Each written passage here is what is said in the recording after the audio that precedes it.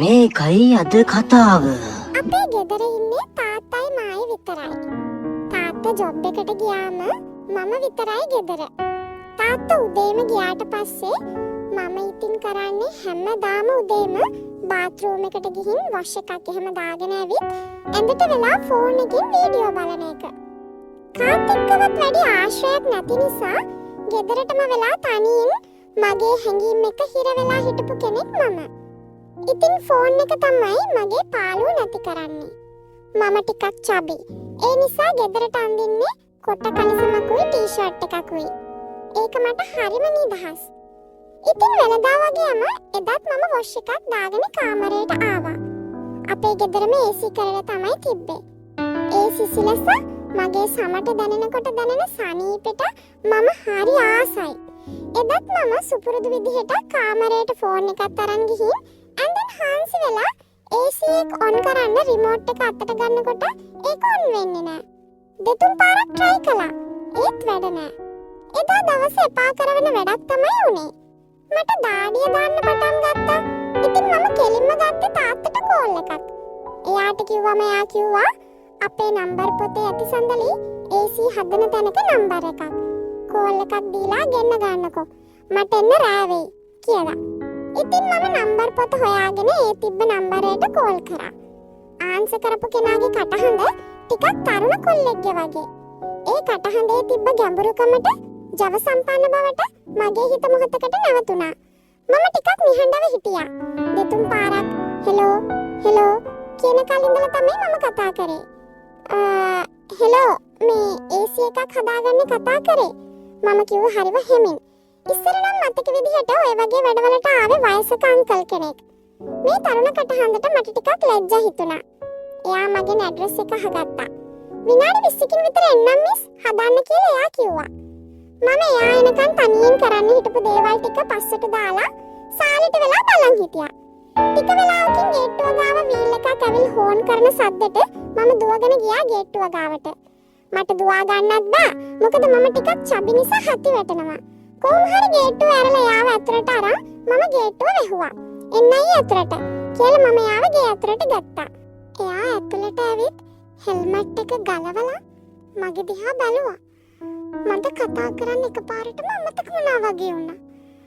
දෙයනි කටහඬ වගේම හරිම හෑන්සම් කොල්ලෙක් නේ මෙයා කියලා මගේ යටිහිත කිව්වා.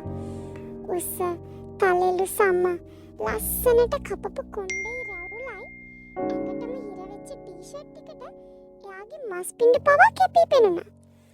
එයාගේ බැල්ම මගේ මුළු ඇඟම පිරික්සනවා වගේ මට දැනුණා. මොකක්ද මිස්? කොහකද වැඩ නැත්තේ? කියලා එයා මගෙන් ඇහුවා. එන්නකෝ මගේ කාමරේ තමයි වැඩ නැත්තේ. කියලා මම එයාව මගේ කාමරයට එක්කන් ගියා. චුට්ටක් ඉන්නකෝ කියලා එයා පොඩි ඉනිමගකුත් අරන් කාමරයට ආවා. එයා කෙලින්ම ගිහින් AC එක පරීක්ෂා කරන්න පටන් ගත්තා. මම ඉනිමග පල්ලෙහාට වෙලා බලන් හිටියා. එයා උඩ ඉද්දි මම එයා දිහා තමයි බලන් හිටියේ. එයා වැඩ කරනකොට දාඩිය බින්දු නල්ල දිගේ ගලාගෙන එනවා මම දැක්කා. එයා එකපාරටම පහළ බලනකොට මම ඉක්මනට බැල්ම අහකට ගත්තා. එයා බැහැලා මිස් උදව් කරන්න පුළුවන්ද කියලා මගෙන් ඇහුවා. කියන්නේ මොකක්ද කියලා මම යාගෙන් ඇහුවා. මිස් මම ගිහින් එහා පැත්තේ අවුට්ඩෝර් යුනිට් එක ගාව ඉන්නකන් පොඩ්ඩක් මේක උඩට ආවෙත් මේ බටේ ගලවන්න පුළුවන්ද කියලා මගෙන් ඇහුවා. පුළුවන් මම ගලවන්නම් කොයි බටේ කියලා මම කිසිම දෙයක් නොහිතා ඉනිමග දිගේ උඩට ගොඩ වුණා. එයා එහා පැත්තට ගියා. මම බටේ ගලවන්න හදනවා. අයියෝ මේක ගලවෙන්නෙම නෑ. මම මගේ මුළු හයියම දාලා ඒක අදිනවා. එයා එහා පැත්තට ගිහින් ආයෙමත් ඇවිත් ඉනිමග පල්ලෙහාට වෙලා මග දිහා බලන් ඉන්නවා කියලා මම දන්නෙත් නෑ. එකපාරටම ටක් ගාලා සද්දයක් එක්ක බටේ ගලවන පාර බැලන්ස් නැතුව මම බිමට වැටෙන්න ගියා. අම්මෝ මට කෑජසුණා. මම කෙලින්ම වැටෙද්දි එයාගේ ඇඟ උඩට වැටුනේ. එයා මාව අල්ලගත්තා. මම එයාගේ ඇඟ උඩ එයා මාව බදාගෙන. අපි දෙන්න ටික වෙලාවක් මූණවල් දෙක දිහා බලන් හිටියා. එයාගේ උණුසුම් හුස්ම මගේ මූණේ වදිනවා මට දැනුණා. මගේ හදවත වේගෙන් ගැහෙන්න ගත්තා. මට ඒ වෙලාවේ ලැජ්ජාවකුයි පුදුම හැඟීමකුයි එකට දැනුණා.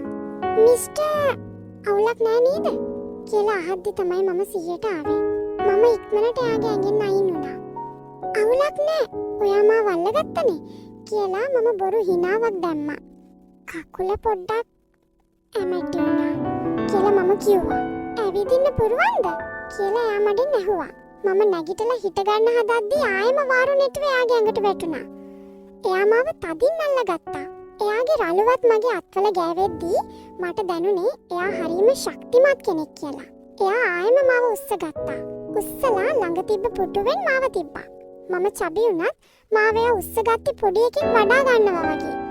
ඒ වෙලාවේ මට දැනුණ ආරක්ෂාව පුදුමයි. "කොමිස්, කොතනද ඇමටුනේ පෙන්නන්නකෝ" කියලා එයා කිව්වා. මට ඒ වෙලාවේ ලැජ්ජ හිතුණා. මම කකුල් දෙක ඈත් කරලා එක කකුලක් දික් කරලා මෙන්න මෙතන දණහිස ගාව කියලා පෙන්නුවා. එයා මගේ කොට කලිසම තවත් ටිකක් උඩට කරලා එතන බැලුවා. රතු වෙලා නේද කිව්වා. එයා ඇහුවා "බාම් එකක් නැද්ද ගෙදර" කියලා. "මගේ කාමරේ ලාච්චුවේ තියෙන අයියේ" කියලා මම කිව්වා. එයා මාව ආයෙමත් අත් දෙකට උස්සගෙන ගිහින් මගේ කාමරේ පුටුව උඩින් වාඩි කරවලා බාම් එකක් අරන් ආවා. එයා ලං වෙලා ඉදි මට දැනුනේ පුදුම හැඟීමක්. එයාගේ සුවඳ මගේ නහයට දැනුණා. එයා හිමීට මගේ කකුල උස්සලා දලිහිස ගාව බාම් ගාලා හොඳට අත ගෑවා. එයාගේ ඇඟිලි මගේ ඇඟ මතින් යනකොට මගේ ඇඟම හිරිවැටීගෙන ගියා. මට ඒ වෙලාවේ ලොකු සහනයක් දැනුණා.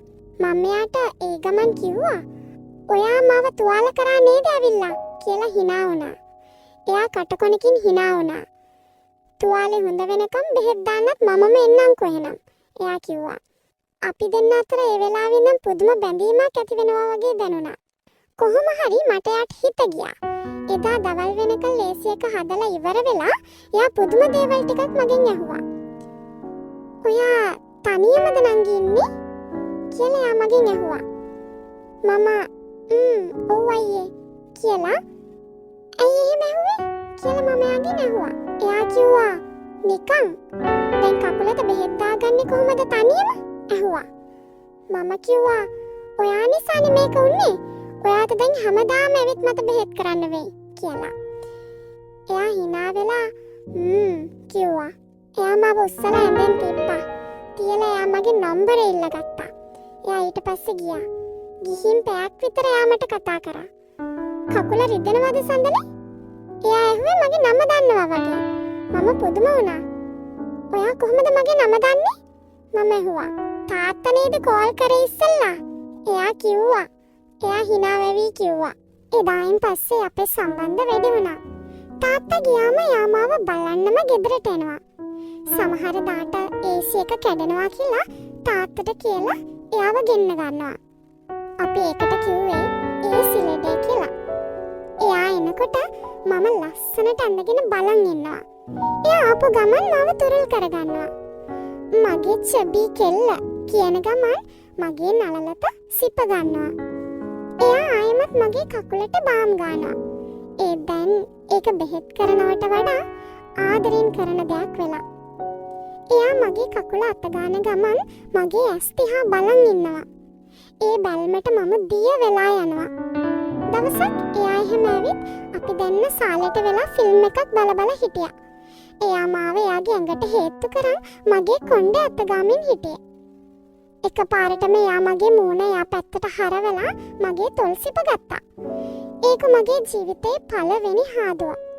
ඒ හාදුව ඇතුලේ ආදරය, රැකවරණය, ආශාව හැමදේම ගැබ් වෙලා තිබුණා.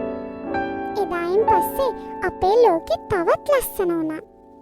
තාත්තා නැති හැම වෙලාවකම කවිදු මගේ ලෝකෙම වුණා. අපි එකට යුවා, hina වුණා, අනාගතය ගැන හීන මැව්වා. එයා මගේ තනිකම සම්පූර්ණයෙන්ම මකලා දැම්මා. ඔහොම මාස 2-3ක් ගෙවිලා ගියා.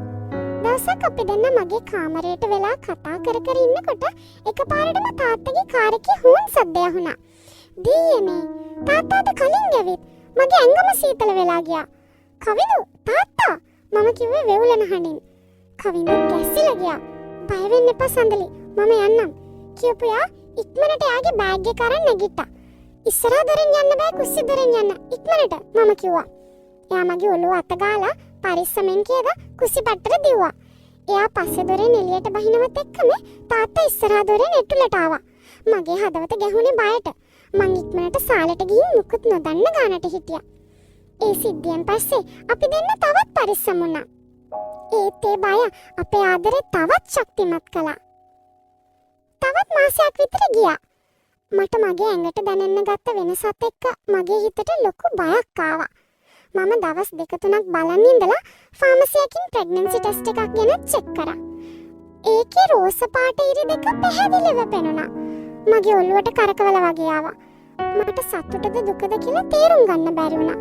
මම ඒ වෙලාවෙම කවිඳුට කෝල් කරලා එන්න කිව්වා. එයාවම මම අඬ විස්තරය කිව්වා. එයා මාව බදාගෙන බය වෙන්න එපා මැනිකා. මම ඉන්නවනේ. අපි මේකට මුහුණ දෙමු කිව්වා. එයාගේ ඒ වචන ටික මට ලොකු ශක්තියක් වුණා. එදා රෑ අපි දෙන්න තීරණය කළා තාත්තට ඇත්ත කියන්න. කවිඳුත් මාත් එක්ක ඉන්න ආවා. තාත්තා වැඩ ඇරිලා ආවම මම බයෙන් කතාව පටන් ගත්තා. තාත්තේ මම පටන් ගන්නකොටම මට ඇඬුණා. කවිඳු මගේ අත තද කරලා අල්ලගත්තා. මම වචන ගැට ගහ හැමදේම කිව්වා. තාත්තා මුකුත්ම කතා නොකර අහන් හිටියා. එයාගේ මූණේ තිබ්බේ පුදුමයක් වගේම කීර්තියක්. මම හිතුවේ තාත්තා කවිඳුට බැනලා එලවයි කියලා. ඒත් එහෙම වුණේ නැහැ. තාත්තා නැගිටලා කවිඳු ගාවට ගියා. උඹ මගේ දුවට ආදරේද ඇත්තටම? තාත්තා ඇහුවේ හරිම සීරියස් විදියට. ඔව් අංකල්. මම සඳලීට මගේ පණටත් වඩා ආදරේ. මම යාව බලා ගන්නවා. කවිඳු කිව්වා. තාත්තා දිග හුස්මක් අරන් හෙට උඹේ දෙමව්පියන්වත් එක්කන් වරන් කියලා කාමරයට ගියා. පහුවද කවිඳු එයාගේ අම්මවයි තාත්තවයි එක්කන් ආවා. එයාලා හරිම හොඳ මිනිස්සු. දෙගොල්ලම කතා කරලා ඉක්මනටම අපි දෙන්නව කසාද බඳලා දෙන්න තීරණය කළා. සතියක් ඇතුළත හරිම චාම් විදියට අපේ වෙඩින් එක ගත්තා. එදා තාත්තා කවිඳුට කතා කරලා කිව්වා දැන් වෙන ගෙවල් හොයන්න ඕනේ නෑ. සඳලීට තනියම ඉන්න අමාරුයිනේ. දෙන්නම මෙහෙම නවතින්න.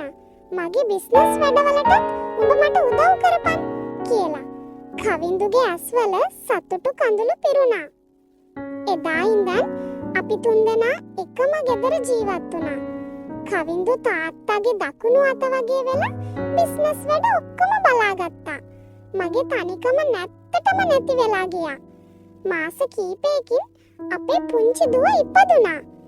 AC එක හදන්න ආපු කොල්ලා මගේ ජීවිතේම හදයි කියලා මම කවදාවත් හිතුවේ නෑ.